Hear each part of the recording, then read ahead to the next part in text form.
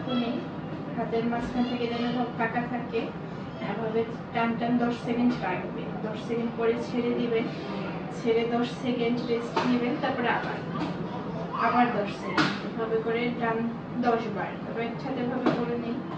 এভাবে হাতের বুকের কাছে, হাতের তালুটা নিচে এরকম এটা নিই, হাতের আঙুল দিয়ে হাতের তালু নিচে এভাবে 10 সেকেন্ড, তারপরে আঙুলটা এভাবে করে প্রতিটা আঙুল 10 সেকেন্ড, পরের আঙুলটা, আবার বাহাত এভাবে করে প্রতিটা আঙুল 10 সেকেন্ড করে 10 বার, ডান হাত 10 বার, বাম হাত 10 বার।